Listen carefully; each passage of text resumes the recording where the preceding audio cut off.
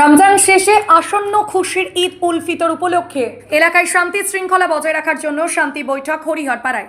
আজ সকালে হরিহরপাড়া থানা প্রাঙ্গণে রবীন্দ্র কক্ষে এলাকার 10টি অঞ্চলের ইমামদের নিয়ে শান্তি বৈঠক করা হয়। ঈদ উৎসবে এলাকায় কোনো রকম অশান্তির বাতাবরণ যেন না ছড়ায় এই নিয়ে আলোচনা হয়। হরিহরপাড়া থানার আইসি অরূপ কুমার রায় শান্তি বৈঠকে সকলের উদ্দেশ্যে জানান, দুর্ঘটনার হাত থেকে রক্ষা পাওয়ার জন্য ঈদ উল ফিতর এই দিন বেপরোয়াভাবে বাইক যেন না চালায় আর পটকাবাজি ফাটাবে না এই বার্তা দেন। পাশাপাশি বলেন, প্রশাসন সর্বদাই মানুষের সাথে আছে। অপরদিকে প্রশাসনকে সহযোগিতার হাত বাড়িয়ে দেওয়ার আশ্বাস দিলেন ইমামগণেরাও। হরিহরপাড়া থেকে এসকে আফতাবের রিপোর্ট, এবি 24 নিউজ। আবার নতুন ঢুকবে ওনারা যেটা বলে জয়কৃষ্ণের সাথে ওনারা আসলে যাবে একদম বেরোচ্ছে একদম ঢুকছে সুন্দর লাইন করে যাচ্ছে।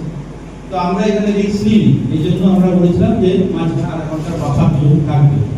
আমরা পুলিশ থেকে এই করে দিলাম, ওনাদের সবকে বের করে দিলাম, আবার নতুন কমিটি তারা ঢুকবে। এইবারও সেটাই আমরা রাখবো। 6টা থেকে 7টা হবে প্রথম নামাজ, আধা ঘন্টার গ্যাপ, আবার পরের এটা 7:30 থেকে শুরু হবে। আর 1টা বা 9টা যা আপনারা করবেন, আমাদের আদায় টাদায়ের ব্যাপার থেকে যতক্ষণ সময় লাগবে।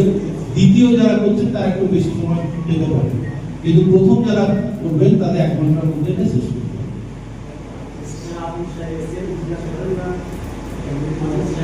বলুন বলাই দশ, আবার কি আমি নতুন করে জিজ্ঞাসা করার প্রতিবার এটা নিয়ে পেঁচা হবে না, ভালো না?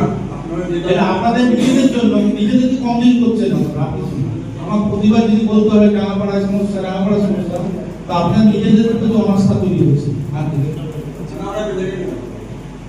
আপনারা প্রথম করেন তো, আপনাদের প্রথম আমি থাকি ওখানেই, আবার 7:30টায় আপনাদেরকে আমি এটা নিয়ে আর বলবেন না আগামী দিনে।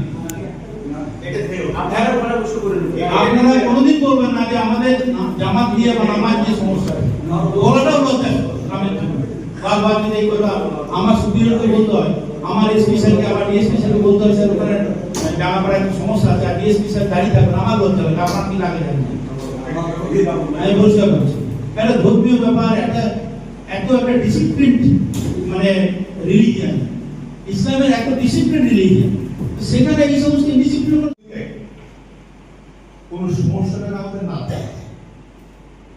যদি আপনাদের কারো মনে হয় যে না এখনো কোনো সমস্যা আছে বা হওয়ার ইচ্ছা আছে, এরকম কোনো বহুকে ভাবতে থাকে বলতে আজকে ডাকা হয়েছিল সামনে যে ঈদ, এক কথায় পবিত্র রহমতের মাসে বসন্তের উৎসবে খুশি ঈদের যে শুভেচ্ছা বিনিময়, এবং আগামী দিন যেন আমাদের রোজার পরে ঈদটা সুন্দরভাবে কাটে, তার সঙ্গে সঙ্গে আমাদের কাছে একটু মত বিনিময় করা হলো।